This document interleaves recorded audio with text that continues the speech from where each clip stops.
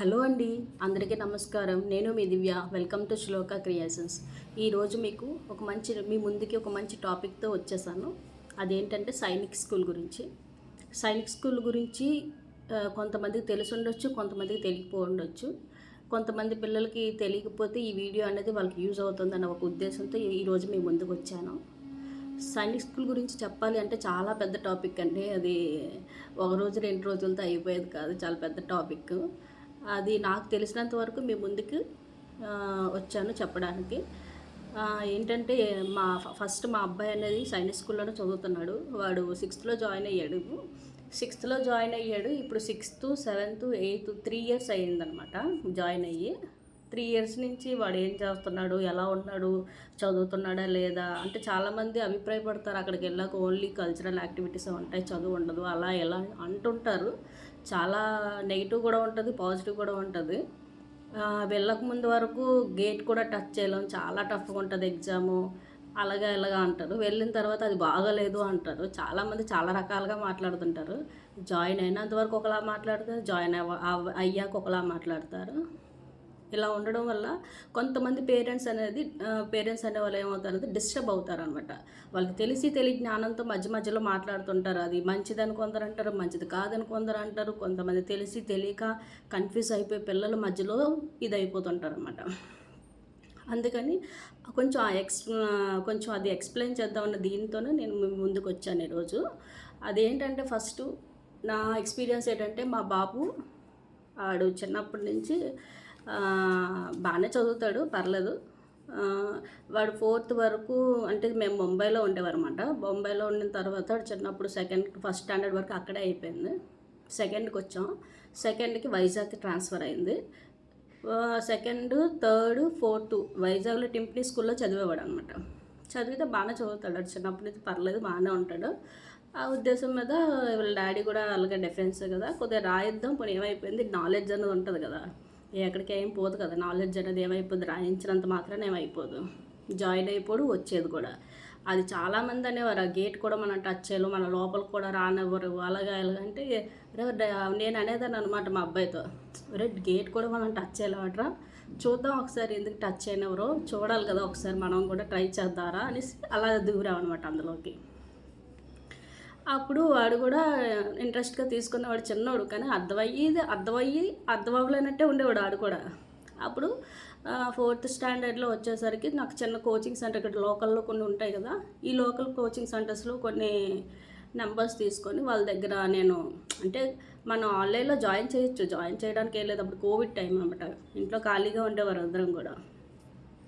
ఖాళీగా ఉండేటప్పుడు ఏమైంది, 2 ఇయర్స్ ఖాళీగా ఉన్నాం అనమాట. ఖాళీగా ఉండే బదులు కోచింగ్ తీసుకుంటే ఏదైనా యూజ్ అవుతుంది కదా అనేసి అప్పుడు 4th స్టాండర్డ్ మనం ఇన్కేస్ హాస్టల్లో జాయిన్ చేయాలనుకోండి, మనీ గురించి ప్రాబ్లం అయితే కాదు, మనీ గురించి నార్మల్గా ఎందుకు ప్రతిదానికి మనీ స్పెండ్ చేయడం అనేది కూడా ఒక ఇది కాదనమాట. అందుకని మామూలుగా అయితే రఫ్గా మామూలుగా పిల్లలందరి దగ్గర వచ్చేస్తుంది, చదివేస్తారు, మీ పిల్లలు బాగా చదువుతున్నారు, వచ్చేస్తుంది, 1 ఇయర్లో వచ్చేస్తుంది, చెప్పించేస్తాం, అలాగా ఇలాగా చెప్పుకుంటారు వాళ్ళు. కానీ ఫైనల్గా వచ్చేసరికి అంతా చదివాడు, మరి ఎందుకు రాలేదో తెలియదు, అలాగా ఇలాగ ప్రతిదీ ఉంటుంది కదా, పాజిటివ్ ఉంటుంది, నెగిటివ్ ఉంటుంది, అన్ని విధాలుగా మాట్లాడుతుంటారు ఆన్లైన్ కోచింగ్ వాళ్ళు. అలాగా ప్రతి వాళ్ళ దగ్గర చాలామంది కోచింగ్ తీసుకుంటున్నారు, కానీ ఎవరికి ఎక్కువ ఏమో ఇది రాదు, చాలా టఫ్గా ఉంటుంది ఎగ్జాము, అంత సింపుల్గా ఏం వచ్చేది ఎగ్జామ్ కాదు ఇది. అది కూడా మేము కూడా చాలా కష్టపడితేనే వచ్చింది, మామూలుగా అంత ఈజీగా వచ్చేలేదు. ఆ తర్వాత వీడు కూడా కష్టపడి చదివాడు, రాత్రి 3 వరకు 2 వరకు ఎంతవరకు నేను కూర్చోమంటే అంతవరకు కూర్చునేవాడు నాతో పాటు. అలాగా చదువుతూ ఆన్లైన్ కోచింగ్ వాళ్ళ దగ్గర కొంచెం మేము ఒక 10,000 అలా ఇచ్చేసి మామూలుగా క్లాసులు వీడియోస్ వస్తుంటాయి కదా, నార్మల్గా ఆన్లైన్లోనే వీడియో క్లాసులు తీసుకున్నాను అనమాట. వీడియో క్లాసులు తీసుకొని అవి రోజు మేము ఇంటి దగ్గర 1 hour 2 hours ఆ వీడియోస్ పెట్టుకొని మనకి ఎప్పుడు కావాలంటే అవి ఓపెన్ అవుతుంటాయి అనమాట. మనకి ఇబ్బంది అవ్వదు, రాత్రి అయినా ఓపెన్ అవుతాయి, పగలైనా ఓపెన్ అవుతాయి. అలాంటివి వీడియో క్లాసులు చాలా మంచిది, బెనిఫిట్ అనమాట మనకి. వాడు అలాగా వీడియోస్ని చూసేవాడు అనమాట. వీడియోస్ని చూసిన తర్వాత ప్రాక్టీస్ అయ్యేవాడు. ప్రాక్టీస్ అయిన తర్వాత మాక్ టెస్ట్లు కూడా తీసుకున్నాం అనమాట. ఆ మాక్ టెస్ట్లు ఈ ప్రాక్టీస్ చేసిన తర్వాత నేను రోజు చూసేదాన్ని, అబ్జర్వ్ చేసేదాన్ని. అలా వదిలేసేదాన్ని కదా, వాడు ఏదో చదువుతున్నాడు కదా, వాడికి అర్థమైందో లేదో అవన్నీ అలా వదిలేయకూడదు పిల్లల్ని. వాడు ఏం చేస్తున్నాడు, వాడికి అర్థమవుతుందో లేదో ఇవన్నీ కూడా మనం అబ్జర్వ్ చేయాలి. తర్వాత అర్థం అవ్వకపోతే మనం ఎక్స్ప్లెయిన్ చేయాలి. తర్వాత మాక్ టెస్ట్లు ఎక్కువ రాయించాలి. వాడు అలా మాక్ టెస్ట్లు రాసి రాసి రాసి ఏమైందంటే లాస్ట్కి 3 అవర్స్ అనమాట ఎగ్జామ్. ఆ 3 అవర్స్ ఎగ్జామ్ వాడు 1 అవర్లోనే రాసి వచ్చేసేవాడు అనమాట. ప్రతి మాక్ టెస్ట్లో 1 అవరే తీసుకునేవాడు. వాడు 3 అవర్స్ వాడికి యూజ్ అయ్యేది కాదు. ఫస్ట్లో చాలా టఫ్గా ఉండేది, రాయలేకపోయేవాడు. అలా రాశాడు ఒక 90-100 వరకు టెస్టులు రాస్తూనే ఉన్నాడు. ఫైనల్గా 3 అవర్ ఎగ్జామ్ అనేదానికి ఫైనల్గా 1 అవర్కి వచ్చేసేవాడు. 1 అవర్ రాసేసి వచ్చేసేవాడు అనమాట. లాస్ట్ ఫైనల్ ఎగ్జామ్ కూడా అలా అయ్యింది. 3 అవర్స్ ఎగ్జామ్ అయితే 1 అవర్లోనే ఎగ్జామ్ రాసేసి కూర్చున్నాడు అనమాట. ఆ ఎగ్జామ్ ఎంతకంటే 300 మార్క్స్కి ఉంటుంది అనమాట. ఆ 300 మార్క్స్లో వాడికి ఎంత వచ్చింది, 273 సంథింగ్, 273 కాదు 264 అనుకుంటాను. 264 వచ్చేవాడికి. 264 అంటే ఇంకా పక్కాగా సీట్ మనకు రావాలి, అంతే. ఒక కచ్చి వేస్తారు చూసారా బస్సులో, అలాగా మాకు సీట్ అనేది కన్ఫామ్ అంతే. మరి తర్వాత ఇల్లి బీసీలో వస్తుంది, ఓసీలో వస్తుంది, జనరల్లో వస్తుంది, లేకపోతే డిఫెన్స్ కోటాలో వస్తుంది, అలా ఇలా ఏం ఆలోచించేవారు కాదు. సీట్ మాది. బస్సులో కచ్చిఫ్ అయితే ఎలా వేస్తాం సీట్ కోసం, ఆ సీట్ మాదే, ఇంకా సీట్ తీసుకోవడానికి ఎవరు లేరు అనే విధంగా మూవ్ అయ్యేవారు అనమాట. వాడు ప్రతిదీ చదివాడు. ఇలానే కాదు, అది ఇది అని కాదు. సుఖోయ్ అకాడమీ అని, రాయల్ డిఫెన్స్ అకాడమీ అని, ఎస్జిఎస్ అకాడమీ అని చాలా ఉంటాయి అన్నమాట. ప్రతి దాన్ని ప్రిపేర్ అవ్వాలి మనం. ఒక్క దాని మీద డిపెండ్ అయిపోయి ఉండిపోకూడదు అనమాట. ఎప్పుడైనా మనం చదువుతున్నప్పుడు అందరూ ఏం చెప్తున్నా కూడా అబ్జర్వ్ చేస్తూ ఉండాలి. వాళ్ళు ఏం టెస్ట్లు పడుతున్నారు, వాళ్ళు ఎలా పడుతున్నారు, వాళ్ళు ఏం చెప్తున్నారు, ప్రతిదీ కూడా అబ్జర్వ్ చేసుకోవాలి మనం. అంటే ఒక్క అకాడమీలో ఒక్క టీచర్ బాగా చెప్తారు, అందరూ చెప్తారని ఏం లేదు. అందుకని మేమేం చేసేవాళ్ళంటే ఒక్క అకాడమీలో ఒక్క టీచర్నే తీసుకునేవాళ్ళం. అందరూ చెప్పేది వినేవాళ్ళం కాదు. ఆ అకాడమీలో మ్యాథ్స్ బాగా చెప్తే మ్యాథ్స్నే తీసుకునేవాళ్ళం. వేరే అకాడమీ వాళ్ళు సైన్స్ బాగా చెప్తే సైన్స్, ఇంగ్లీష్ బాగా చెప్తే ఇంగ్లీష్, ఇంటెలిజెన్స్ బాగా చెప్తే ఇంటెలిజెన్స్, అలాగనమాట. ఇలా ఎవరు టీచర్స్ని ఎంచుకున్న వాళ్ళం మేము. ఒక్కొక్క అకాడమీ నుంచి ఒక్కొక్క టీచర్ని తీసుకున్న వాళ్ళం. డబ్బులైనా పర్వాలేదు.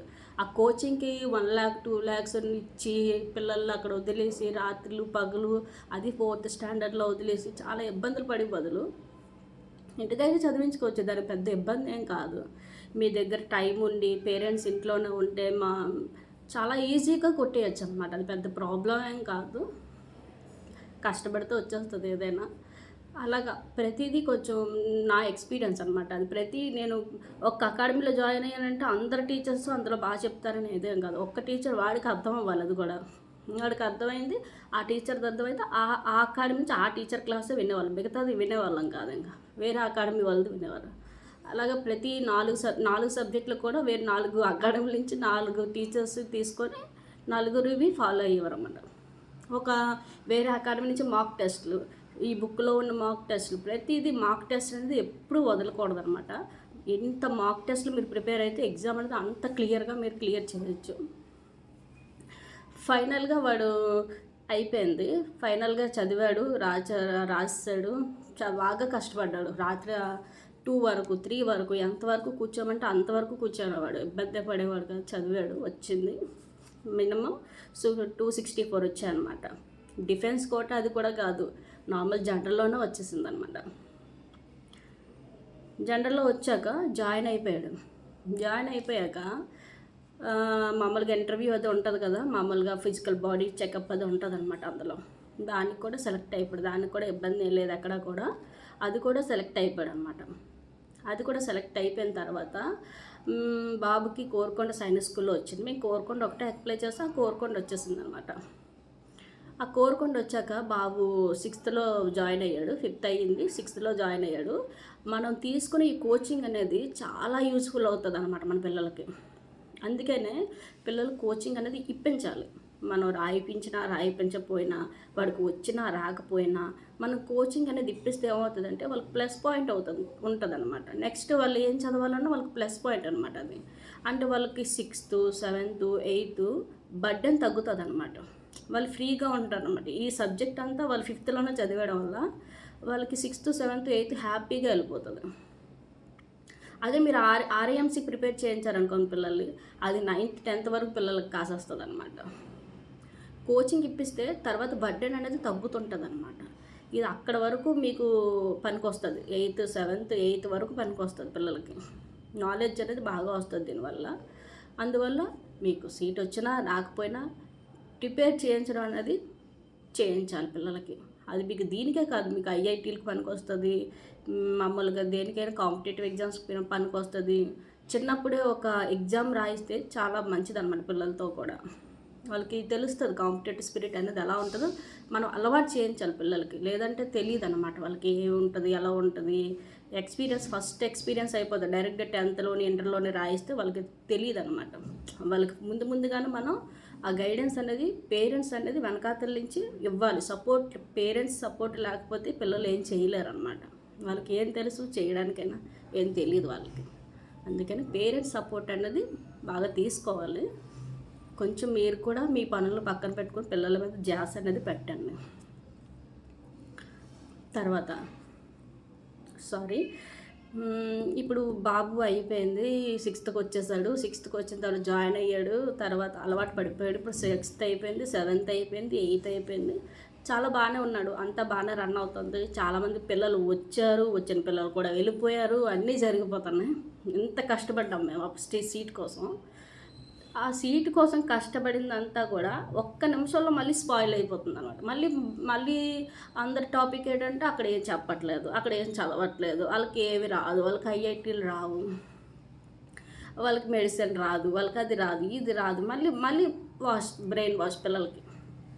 ఇప్పుడు వరకు మనమే చెప్పి అక్కడ బాగుంటుందిరా, నీ లైఫ్ బాగుంటుందిరా, అదిరా ఇదిరా అని చెప్పి మనం పంపించి ఒక్కసారి మళ్ళీ వాళ్ళకి అది మంచిది కాదు, ఇక్కడ ఉంటే ఐఐటీ రాదు, ఇక్కడ ఉంటే మీకు చదువు రాదు అని చెప్పడం కూడా కరెక్ట్ కాదు. ముందు పేరెంట్స్ అనేది గమనించుకోవాలి. ఫస్ట్ మీరు జాయిన్ చేసే ముందే అక్కడ ఏముంటుంది, దాని పర్పస్ ఏంటి, మన పర్పస్ ఏంటి, అసలు మనం జాయిన్ చెయ్యాలా వద్దా అని మీరు ముందు ఆలోచించుకొని పిల్లల ముందు పంపించండి. అంతే తప్ప మీరు జాయిన్ చేసేసి అది మంచిది కాదు వాళ్ళని తీసుకొచ్చేసి వాళ్ళ మైండ్తో మాత్రం గేమ్స్ ఆడకండి మీరు. నేను చెప్పబోయేది అదే. ఇప్పుడు చాలామంది ఫీల్ అవుతున్నారు అది మంచిది కాదు, అది ఇది అలాగా గేమ్స్ ఏముంటాయి అక్కడ ఏమి ఉండదు అని.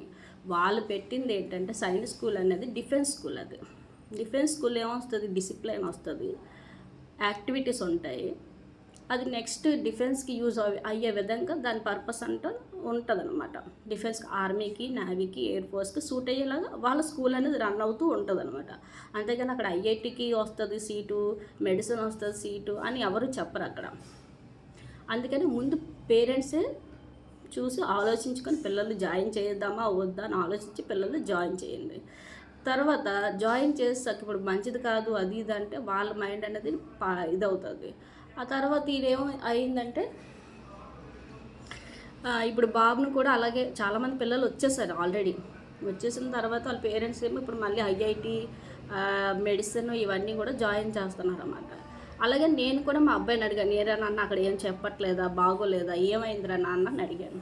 అడిగితే లేదు మమ్మీ అలాంటిదే లేదు, బాగానే చెప్తారు, చదవకపోతే మనం ఏం చేయలేం, చదివిన వాళ్ళకి బాగానే ఉంటుంది అక్కడ అని వీడు చెప్తుంటాడు అనమాట.